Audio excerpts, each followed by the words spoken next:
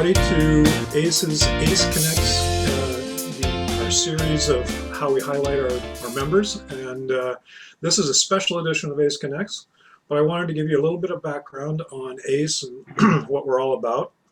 And then we'll turn it over to Alison and our panel. So ACE is a nonprofit of professionals who provide a variety of services based on our expertise to businesses, nonprofits, and other organizations. So it's consultants, solo professionals, coaches, lawyers, lots of different types of folks. The benefits of ACE primarily are in three areas. ACE's mission is in three primary areas. One is around the professional development of our members. So we provide programs and webinars like this one. We provide opportunities for networks and connections, which has been a little lacking lately. We do social media groups off of Facebook and LinkedIn. And we provide some basic business templates for proposals, contracts, that sort of thing.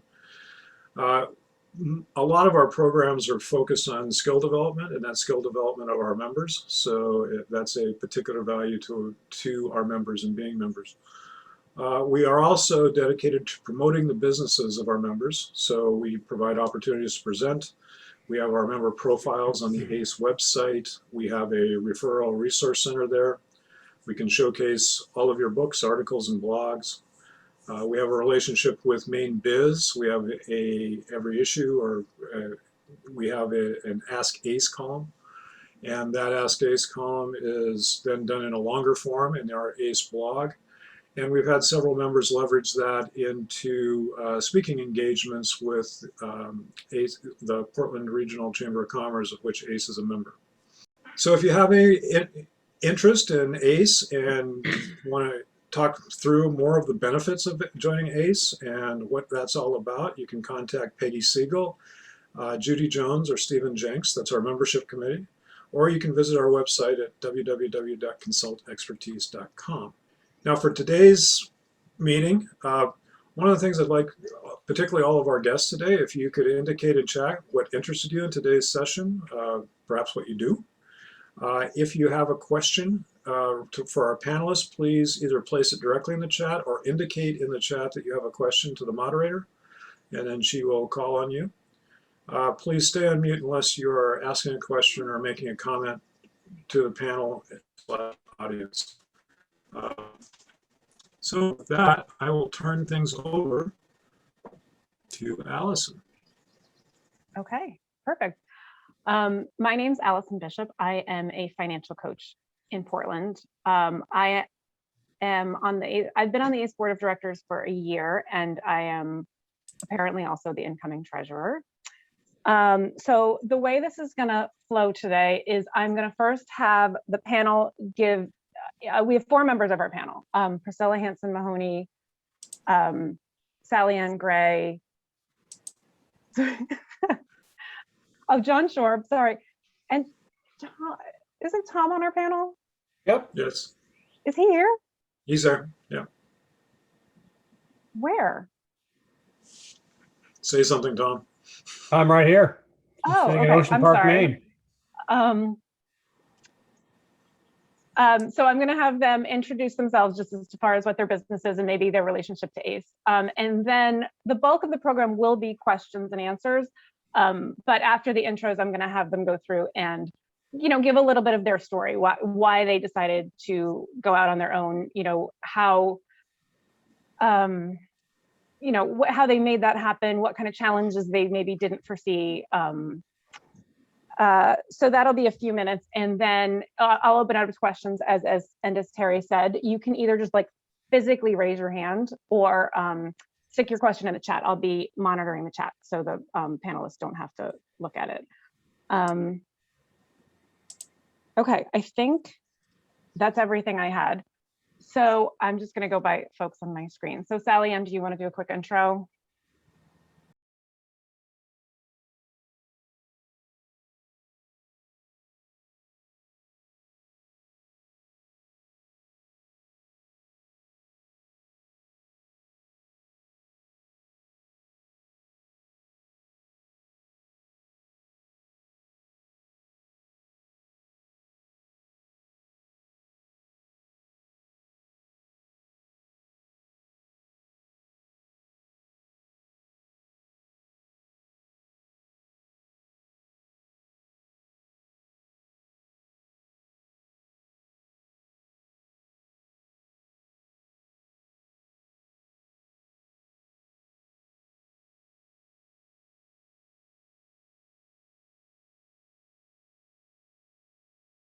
Thank you. My name is Sallyanne Gray. I am a copywriter and marketing strategist with 20 years of experience. I have primarily worked in B2B technology companies. I do a lot of writing, and I have written for small businesses and startups here and around Maine. But I've also worked for and written for companies that you know, like Google and Microsoft, HP, and Cisco. I have been working for myself as a service provider for 4 years. The name of my company is Verve Digital Marketing. Perfect.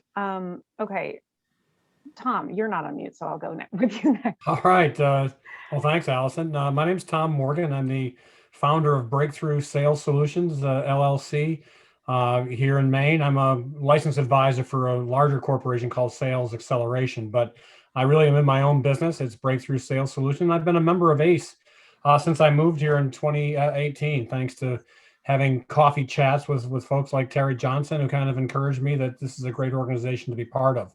What I do after a career, I don't want to tell you how long I've been doing it, but I've done every job known to someone in sales, from a sales representative to a key account representative, to a regional sales manager, to a global VP of sales and merchandising. So I've been with companies such as Reebok and Puma, Life is Good, Keds and ProKeds. And after 35 years of really working for one company at a time, giving all my energy and all my commitment to helping those brands, grow and develop their sales teams, I decided that it was time for me to really go out on my own and help multiple companies at the same time. So what I do is I'm an outsourced VP of sales.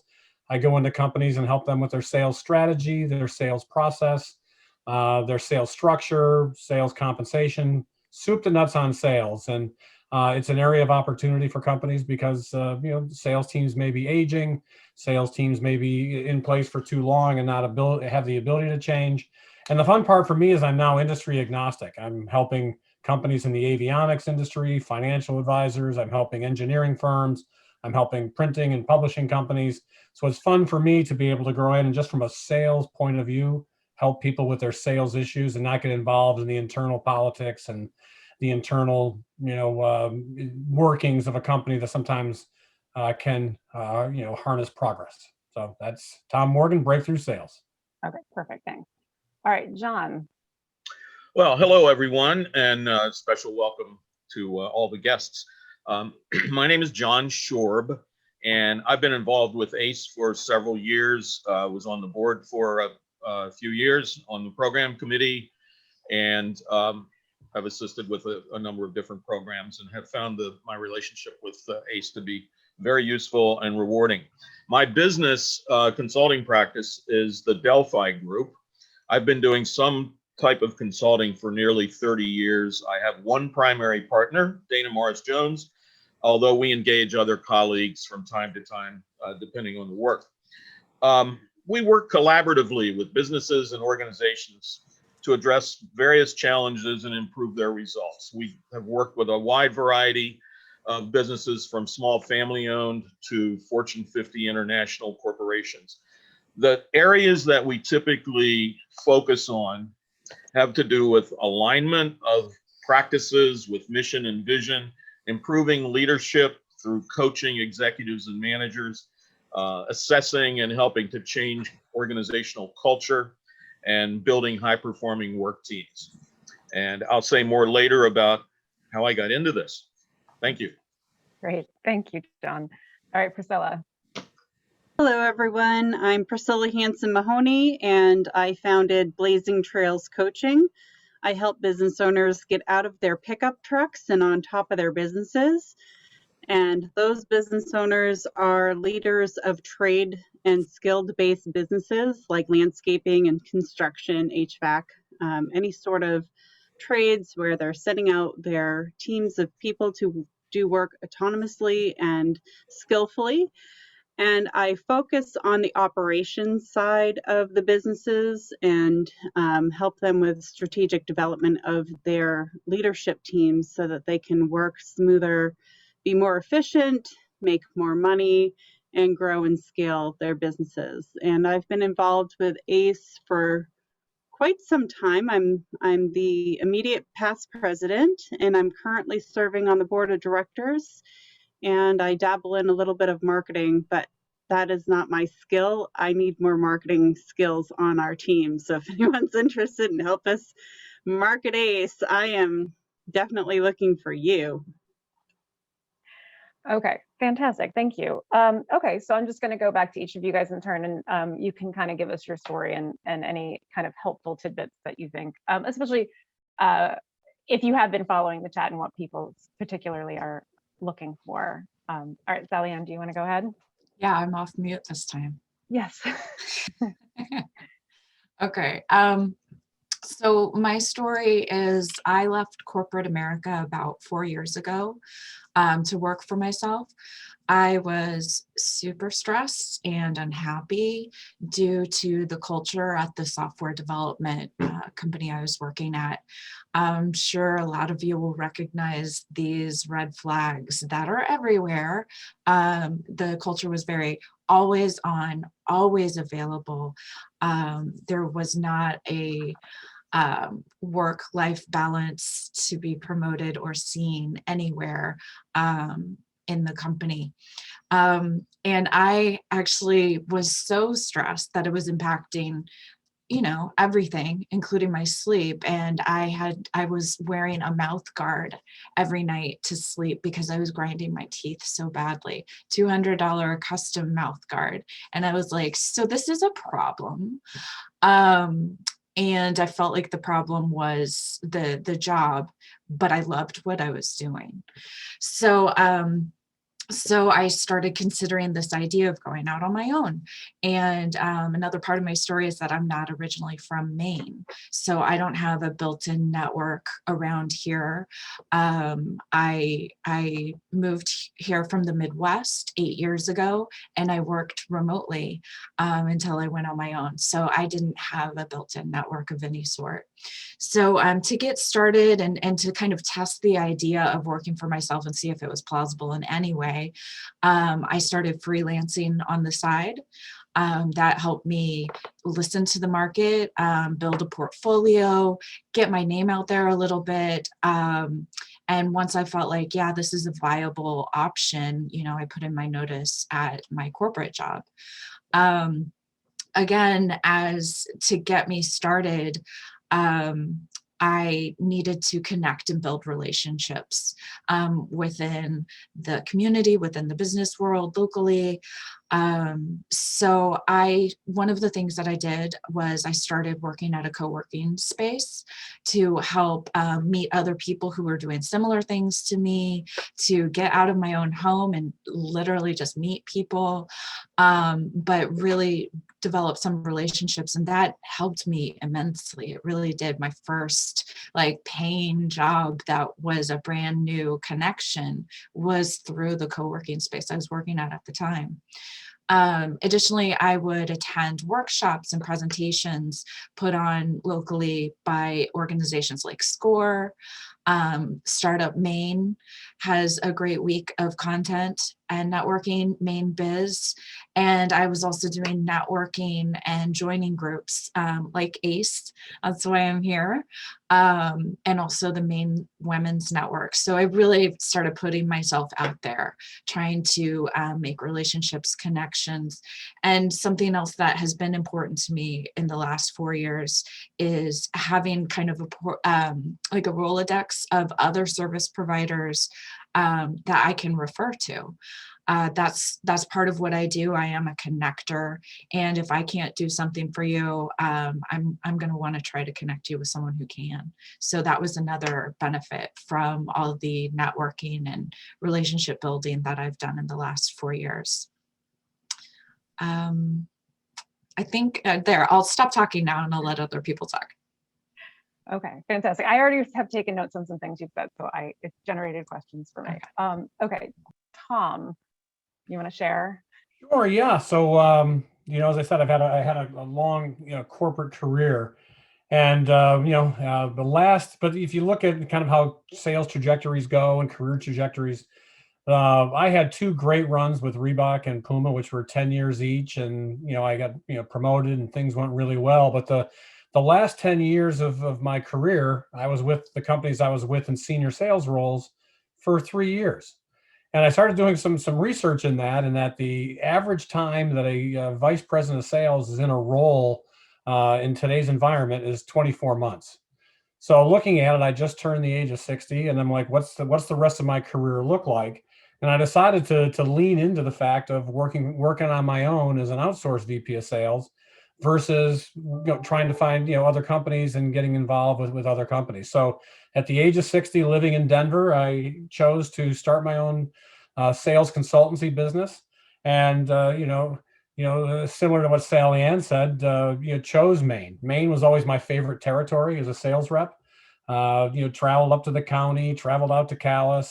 Was always my favorite area to travel. We had a summer home here that was year round, and decided to just pick up the truck and move to Maine to start this business. And like Sallyanne, I had to start. I knew some folks because my career was mostly in the Boston area. I had obviously some connections there, but really had to start building a network and an infrastructure here in Maine. And one thing I can say is that the Maine entrepreneurial network, the Maine network of consultants, is probably the most open and sharing and helpful that I've been around. I know a lot of people I work with started businesses elsewhere. When I talk about the Maine community, they're very jealous of how we work together to help each other. And maybe it's that independent spirit of Maine. But for me, it was a decision I made at the age of 60.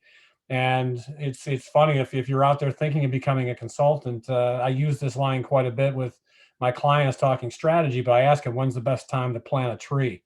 And usually the answer is 20 years ago.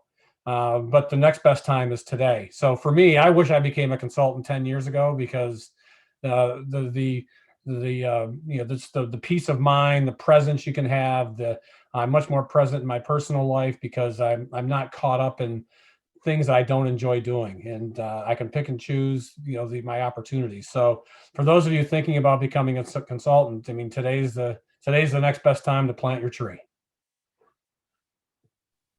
Fantastic. Thank you. Right. Okay, yeah. Oh, John, you're anticipating me. Yeah, go ahead. Okay. Well, before talking a little bit about my transition, I'll throw out a piece of advice for prospective consultants. If you need a paycheck every week, get another job. I find very few consultants. I see some heads nodding now. Not that we don't get paid. We get paid, and sometimes quite well. But it tends to have peaks and valleys. My background and how I got into doing what I do now, I was going to say is non-traditional, but I don't really know what that means. My educational background is much different than what I've ended up doing. I'm an electrical engineer initially by education, and worked for a large consumer products international company for many years in various assignments, from automatic control system design and manufacturing to manufacturing management, to project management, starting up new facilities, starting up new product lines, a variety of things. It gave me an opportunity to really see various aspects of a corporate business from different perspectives. Along the way, it occurred to me that it seems like we can always sooner or later figure out the technical issues and the technical problems, but there were other challenges that always continued to be there that are more associated with what I do now. Making sure that people are on the same page and having parts of the organization work together in collaborative ways, rather than being internally competitive. Building high-performing organizational culture that really supports the mission and vision of the organization. Those things became more of an interest to me. So while I was still in a traditional job, I started both building my education in that field as well as connections in that field. I got involved with the National Organization of Organization Development and started presenting at national conferences. So that helped me get some exposure and some connections. I got involved in a PhD program in organizational systems via the Fielding Institute. So those kinds of things happened along the way while I was still at one point a vice president of a mid-sized manufacturing company. And probably at that time, I decided, even though it was fun having some of the perks, country club and ride the company plane, that sort of thing, I wasn't really having a good time at that level in the organization. And other people who were colleagues outside of the business were asking me for some assistance and basically helping, consulting with them, coaching, etc. Of course, that changes a little bit when you tell people that you really want to get paid for it. But I was just doing all of that pro bono, and I'm sure many of you do the same thing. At any rate, somewhere around that time, I decided to actually make a change and go out on my own. And one of the things that I did along the way was certainly talk to other consultants, talk to them about their transition, their work, their process. I've mentioned getting connected in a variety of ways. My initial consulting work was primarily not in New England. As a matter of fact, I was living in Pennsylvania when I really made this transition, and ended up with a significant, really 6-year piece of work with a large paper manufacturing company in Maine. And that's when I decided to move to Maine. And when that work was over, I just stayed. But our work was largely taking us all over the country and some internationally. Another thing I'd say be really clear about is what's your area of expertise? And not trying to be all things to all people, but being really clear about what your niche is, I think is really important. So I'd say get exposure, practice, build your relationships. I don't think I've ever made a cold call. And fortunately, all of our work has come through referrals, and some of those referrals out of other organizations. I'll just put a pitch in for ACE as a resource. One of the reasons that we got involved with ACE was via Judy Jones, who has been a wonderful contributor to ACE's work. And we were involved in a major project in New York City where we were doing a series of 360 assessments of executives. And we maintain our low overhead office by not having administrative assistants. And Judy was able to help us out on many, many occasions in formatting and developing some of the large reports that we put together. So she's been a great resource, as have others in ACE. So I'll stop there. Okay, great, thank you. Priscilla, I'm realizing now that you're the only native Mainer on the panel. I am. I welcome all of you to my beautiful state. No, that's great. That's good. Mainers could probably not do all this wonderful work without our folks coming in. So yeah, I started my business. It's kind of like I didn't choose the thug life chose me. I didn't choose self-employment chose me. In 2008, my corporate position vanished because of corporate downsizing and general panic of the recession in 2008, 2009. It's actually 2009. And at the time, I was working in business management for a national lawn care company. So that's my background in the trades. And I was raised on a farm, and I, at one point, ran my own landscaping company. So I had a lot of connections in the landscaping and trades environment. And it's just where I enjoy being. I enjoy working with the crews. I enjoy working in that team environment.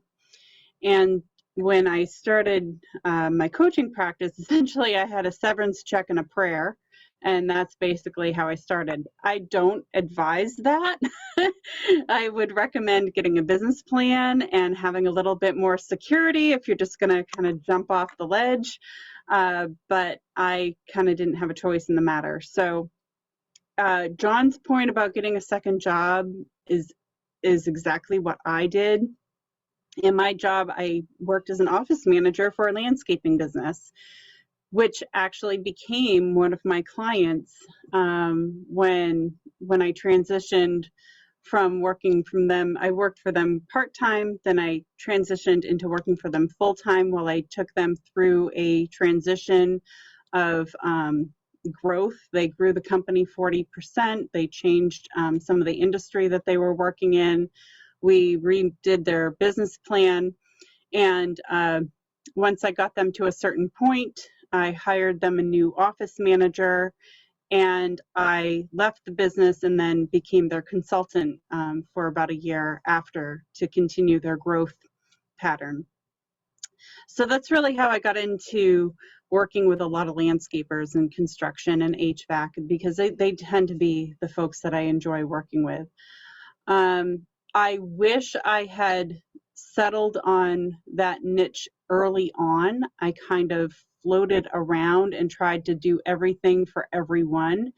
And then I landed back with the people that I most enjoy working with. So I kind of wish I had discovered that piece a little bit earlier on.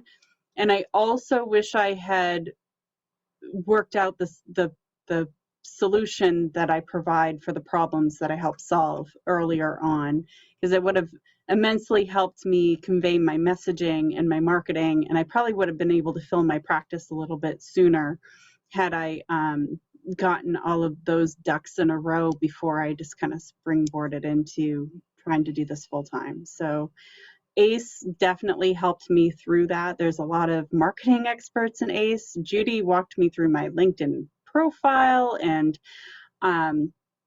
I had folks, question me about, like, so what exactly do you do? Like, tell me exactly what problems do you help solve? And that really helped me get to the point where I was like, okay, I know who I work with, I know what I do, I know who I do it for, and that actually helps me refer work out to other coaches and consultants.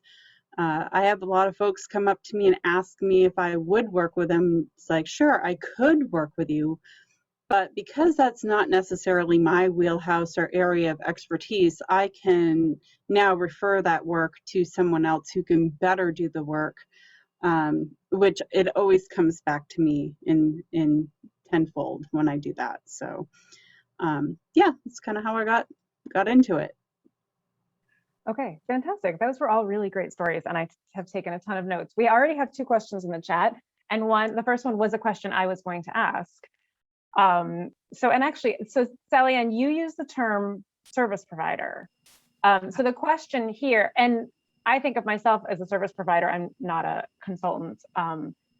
So the question in the chat is, do you, or how do you differentiate between consulting and service provider? I've run into challenges with this from both a pricing and an expectation standpoint. And I feel like, Sallyanne, with what you do, I could see you could kind of look at it both ways. Yeah, there's definitely consulting involved in what I do because there's strategy, and those feel like really adjacent terms. But so it's like a consultative approach, that's for sure. When I meet with someone and talk about what their needs are and try to find where I can, fill those gaps. But part of the reason why I consider myself more a service provider than a consultant is because I do the work. And I'm doing the execution. And yeah, I bring in other experts to round out my team so I can provide more things for people. But I'm spending more time on the executing, whether it's a long-term commitment, like a retainer sort of thing, or if it's just project-based. And so I identify more with the term solution provider. Yeah, that makes a lot of sense. Does anyone else on the panel have something to add to that? I think the rest of you guys are consultants. Well, I think that was a great response, Sallyanne.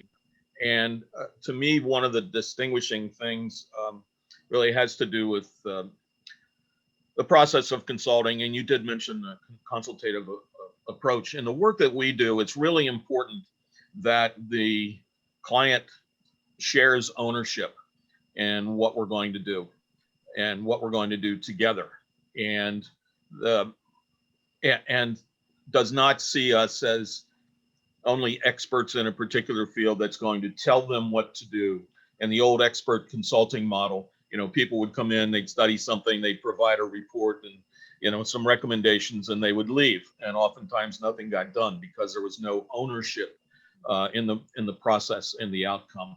So I see a consulting approach being very much question and listening oriented, and meeting the client where they are and helping them hopefully develop many solutions to the challenges themselves. That's not to say that we don't add expertise and experience to that process, which hopefully we do. But it's really important that the client be involved in owning what we're doing and what the outcomes are. And I see that as a little bit different than service providing. Yeah, I think there's also a lot of facilitating that happens with consulting. Right. Do you agree? Yeah, absolutely. Yeah. Okay. Yeah, great. Okay, the next question, I feel like networking is a giant topic, at least for me when I was starting my business. But there's a very specific question we have in the chat, which is what suggestions do you have in regard to networking for as long as we're in this pandemic? Alison, I think I can lead that off if you want to. Oh yeah, go ahead. Because actually a bulk of my last year has been helping my clients navigate trying to sell their products, services in this environment. So a couple points on, as I call it, networking in this environment. The first is on-purpose communication. So it's really, getting to know the type of people that you want to, be in contact with and network with, and then try to find out what's important to them. Read things like Main Biz, just follow those companies on LinkedIn. Try to find things that are of interest to them, and then comment. So on-purpose communication, meeting potential networking partners where they're at is very important. And the second tool, and it's been critical for me, and a lot of my clients even, is the use of LinkedIn, and really honing in on how to use LinkedIn as a tool for networking. Follow the people and the companies that you want to learn more about. When you're on LinkedIn, don't be a liker, be a sharer or a comment. If someone posts something that you're very interested in, comment on it, and then try to engage them in conversation to move them off of LinkedIn. And then when you do move people off of LinkedIn, have a calendar tool to get that quick 15-minute chat. You'll find that people right now are willing to take on conversations if you're being purposeful in your communication with them, and you're showing interest in what they do, and you're providing some value that they'd want to meet with you. And as a matter of fact, you talk about networking in a pandemic. When I started my practice, I started it from Denver, and I utilized basically LinkedIn to email to phone to start building my network for the first 2 months before I even got to Maine. So utilize the tools you have, but really be focused on the purpose of your communication, and also empathy for what the people you're trying to connect with are going through. Yeah, well said. Something, can I butt in? Yeah, please go ahead. Something that I have been doing since even before the pandemic is something I call virtual coffee. And it's great for relationship building with those who are not geographically near you. And I even have a standing meeting with 2 other women service providers that do adjacent things to me, and we have a lot in common. And every 2 weeks, Friday morning at 9 a.m., we meet up through Google Meet, and we have our cup of coffee. So I think there are great ways to be able to develop relationships, even if you can't see each other in person. Yeah. Priscilla. Does anybody play Zoom bingo? We got the cat walking across the screen in case anybody needs the. Okay. And we have a child popping up too. So there we go. We did. And we had a you're on mute. We're doing really good on this one. Alison, I think Joey asked a question about, I was talking about. Yeah, that's funny. That was also one of my questions. Yeah, as far as logistics, like calendar tools, Tom, what do you use? Because you mentioned using that. I use a lot of people I work with use Calendly. Mm-hmm. So, and so you can just basically put a link to your calendar onto an email or to a LinkedIn note, and people can see your availability. So the key is making sure your calendar is up to date so that when you share it with people, you have times available. A lot of people in Microsoft are using Teams, and if somebody's a Microsoft client, you can use your calendar to share that. But that's the one that I've been using the most frequently, and I find it's very efficient in getting people into 15, 30-minute slots, and it works. Yeah. Priscilla, do you have something to add? Yeah, well, I agree with using free tools and resources when you can. And so Calendly is definitely a good option for that. I understand that HubSpot CRM has some sort of free interface with Google Calendar. I happen to use Coaches Console, which is a CRM designed by coaches for coaches. I was probably like client number 9 when they started out. I was actually one of their beta testers. So I get a screaming deal for it, but now they're up around the same cost as like Salesforce or what's the other one? It's escaping my mind, but it costs more now, but it provides my calendar, my billing, my contracts, my CRM, all my client notes. I have to track how many hours that I bill for coaching for my certification. So it tracks all of that. So I don't have to do that. But it does, if you're just starting out, I wouldn't advise something with all the bells and whistles until you know what you need for a platform before you start paying for something. Yeah, that makes sense. Yeah, on that topic of kind of monthly costs, because I know what I have QuickBooks, I have my website, I pay for Gmail, my email to be my work email to be through Gmail. So what do you guys have, or maybe when you started out, what, even things like insurance, I have professional liability insurance. What are some costs that you guys have or maybe had to begin with?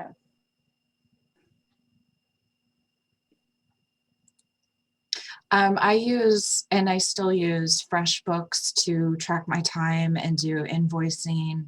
I learned of that early on from a freelancer and was like in love, still love it, still use it. Yeah, there's definitely a lot of subscriptions that you can end up subscribing to. Something that was important to me when I started out was getting a tax accountant. So I knew that I wasn't making huge mistakes that would hurt later. Mm-hmm. That was a big one for me. I was like, I'll pay anything to make sure I don't pay everything later. Yeah. Speaking as a CPA, I will say, yeah, if you just have a business where income's coming in, you don't really have any expenses, you can probably do it on your own. But if you have expenses or you want to utilize, tax retirement plans for self-employed, like a tax accountant is worth their weight in gold for sure, because they can really save you a lot of money. We have another question. One investment outside of the accountant, number one, but the number two, I invested in LinkedIn Sales Navigator. So probably everybody's on, LinkedIn. You've got the free tool. You can upgrade, and it's $80 a month, but it was just probably the best $80 a month I spend, because you can do advanced searches. You can do searches without people. You can do some random searches. You can build lists. I still have a list of my leads sitting in, Sales Navigator that I'm trying to make connections with. And if I see, and then when I save them as a lead, if they post something that's purposeful that I want to comment on, I comment. And next thing I'm in connection with them and I'm having conversation. I just did a podcast for Fast Forward Maine 2 weeks ago, and it was because of my trolling on LinkedIn. To get in touch that got me in front of this person, because I just followed them and stayed in touch. So LinkedIn Sales Navigator, especially if you're starting a practice in a field that you need to go build a network of referral based or potential clients, LinkedIn Sales Navigator, $80 a month. I totally agree with Tom. I will say, oops, I'm sorry, Sallyanne. But Quick when plug. talking about expenses, it's really important you understand your target market, because my clients are mostly local. I do have a few national clients, but most of my clients are local, and they really all appreciate, and I've surveyed them, so I asked them directly what they most value of my coaching practice. They value meeting me face to face, so I have made the decision of investing in a private office. Not all of you would need that because maybe your clients don't value that as much. My clients hardly ever visit my website. So like I haven't put a lot of money into my website because it's not something they value. So when you're making all these decisions of like, what should I buy and what should I invest in, you really just need to go back to your customer segments first and figure out what do they really value that you have that you would need to be able to serve them properly with.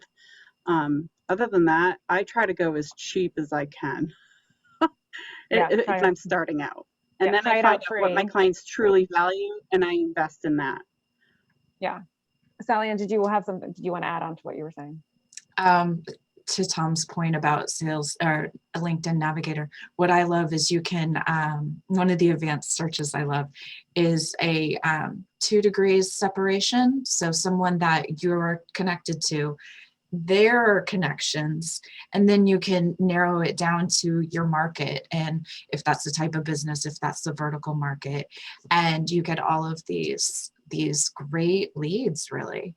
Okay, I'm done talking about it. I do love it though. Yeah, and the good thing about Maine is it's so small that, you know, like somebody will come and speak at an ACE meeting and I look at them up on LinkedIn and we have 17 connections in common. So it makes you feel like, oh, we know people, like we're already connected, even if we haven't met. Okay, we have a couple more questions. Priscilla, you have one. What tips can you offer for transitioning from being an employee at a company to becoming a consultant at that same company?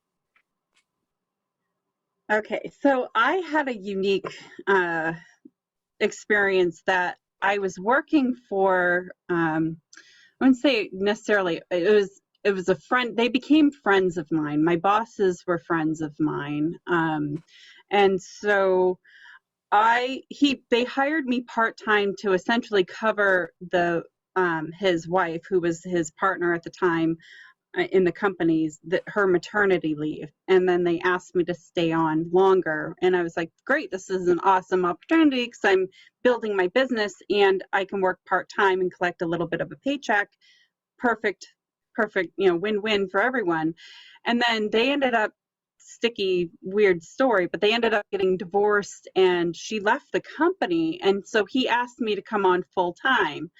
And so, and my business, my coaching practice was picking up. So we made a deal of, yes, I will work for you full time, but it is not going to be forever. And I have certain goals that I'm going to achieve for you and your business. And when we achieve those goals, we're going to shake hands and I'm going to leave the company. So I started my employment mind already, and I had certain criteria I was going to help him and myself achieve. And part of that was the growth in the company. Part of it was hiring an operations manager and training him, and then finding my replacement and training that person. So that was real. I came at it from I'm going to leave you in a better place than I found you, as an employee. And then when I transitioned so I was very valuable as an employee because I helped the company grow 40%. And so from that leverage, I said, let's continue this momentum and continue the growth. I still want to work for your company, but I want to do it as an independent contractor. Here's my proposal. And he accepted it. So, just based on my track record.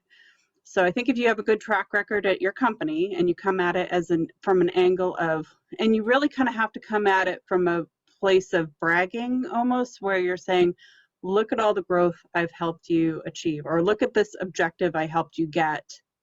Let's keep that up. I no longer want to have the role of employee, but I want to continue to be part of your success. Here's how we can do that. So, but I had to be on strong financial footing before I took that leap too.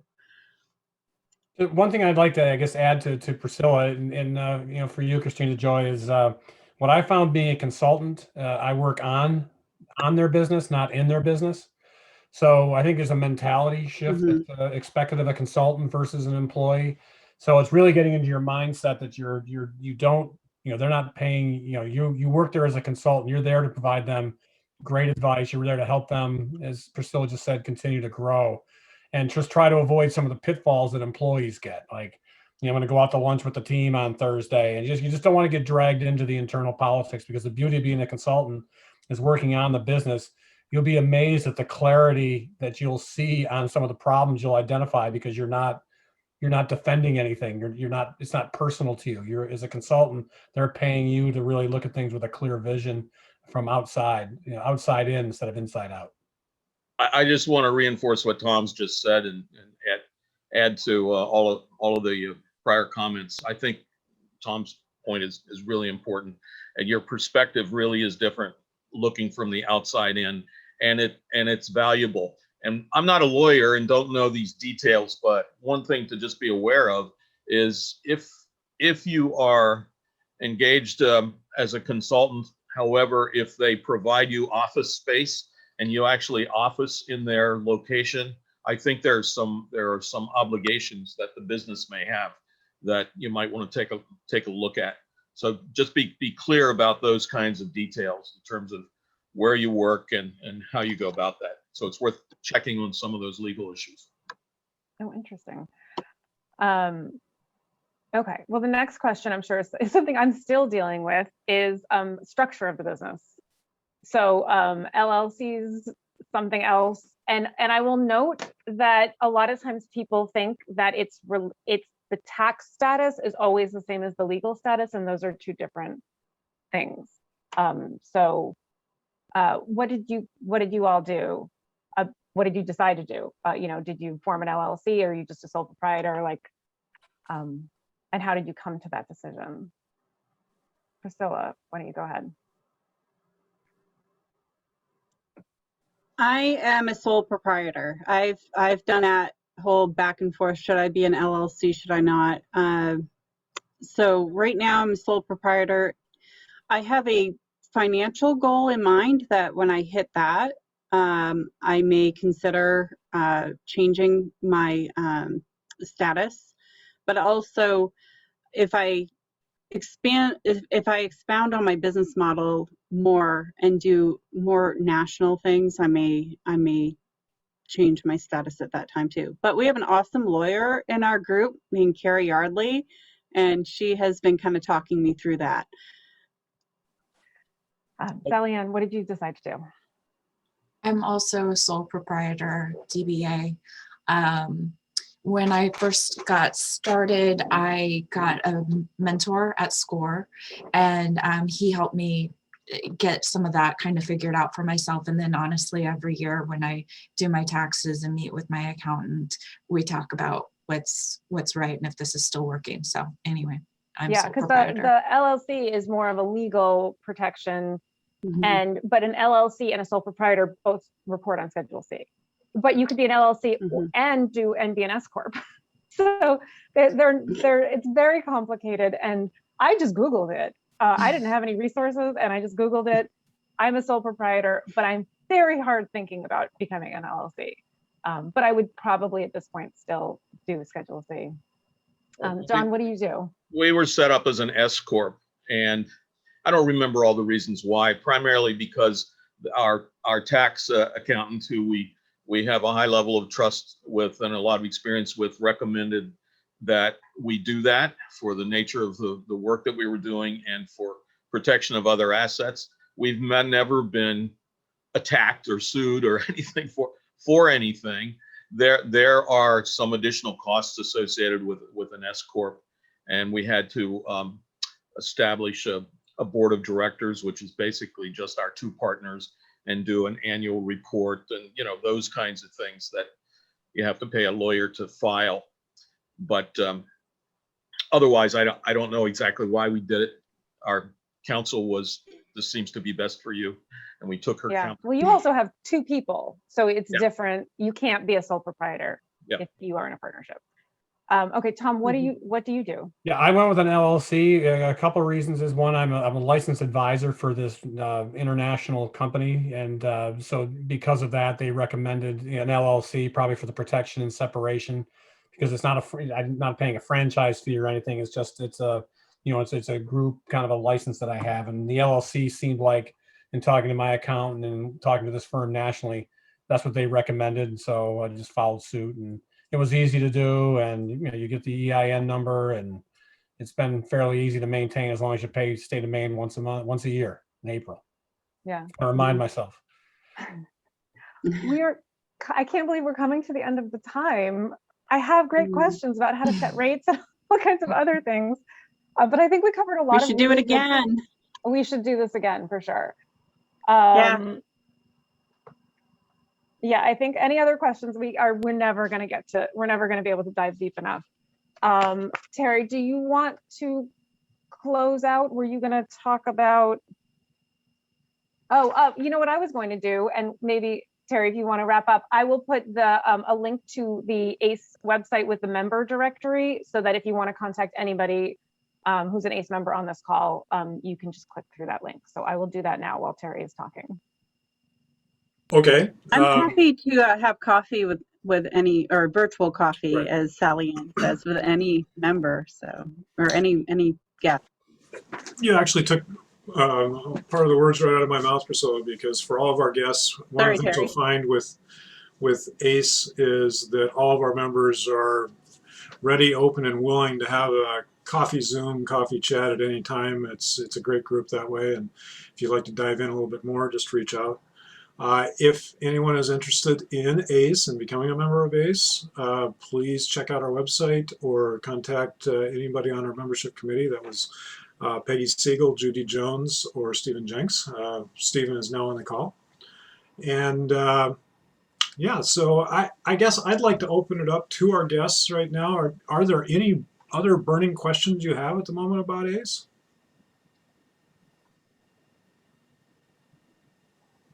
No burning questions. Okay, well, that's probably good. We must have answered all of them then, I'm sure. So. Can I just say the main reason I joined ACE in the beginning and then got a slew of other things I had no idea was behind door number 2. But the main reason I joined was because there's this treasure trove behind a firewall of locked information of proposals and templates and letters to get you started. The ACE members have added to this library. So I had no idea how to put together a proposal in the beginning for consulting work. And it was all right there for me.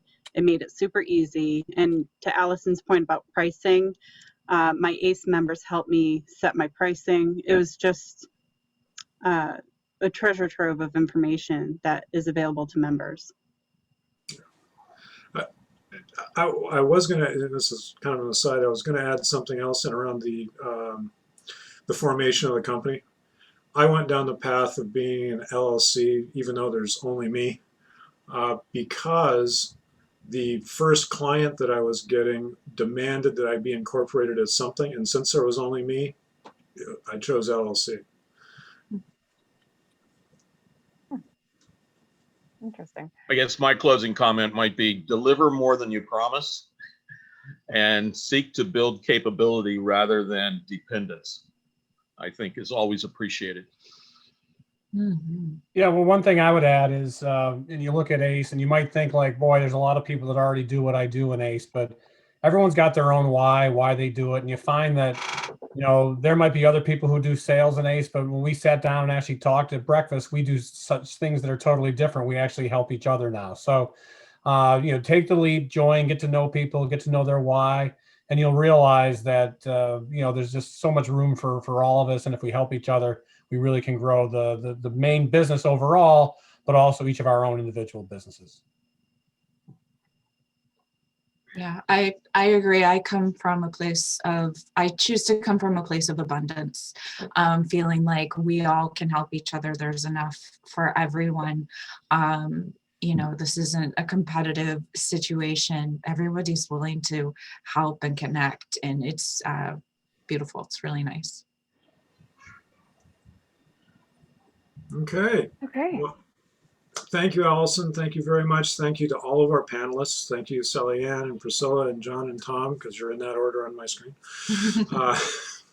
And thank you, everybody who's attended to this. I hope you got learned something out of this, or at least came to the point where you have a few more questions. And like I say, reach out at any time. We'd love to chat with you.